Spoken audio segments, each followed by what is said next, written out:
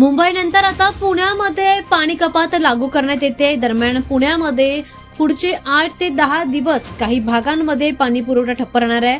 पुणे महानगरपालिकेच्या चिखली जलशुद्धीकरण केंद्राला पाणी पुरवठा करणाऱ्या मुख्य पाईपलाईनमध्ये मोठ्या प्रमाणामध्ये गळती झाली आहे आणि त्यामुळे त्याचं काम हाती घेण्यात आलंय। दुरुस्तीचं काम आवश्यक असल्यामुळे पुण्यामध्ये 8 ते 10 दिवस पाणी पुरवठा आता ठप्प राहणार आहे। पाणी कपात करण्यात येते। या कामासाठी पाणी पुरवठा विस्कळीत होणार आहे।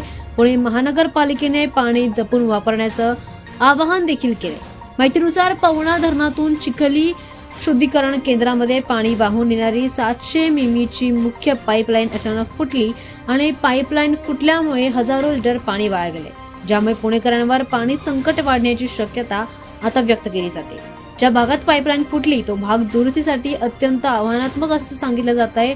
नाल्यात पाण्याचा प्रवाह जोरदार असल्यामुळे यंत्रसामग्री आणि कामगारांना घटनास्थळी पोहोचण्यास अडचण येताना पाहायला मिळत आहे। त्यामुळे तांत्रिक अडचणींमुळे दुरुस्तीच्या कामाला अपेक्षेपेक्षा जास्त वेळ लागतोय।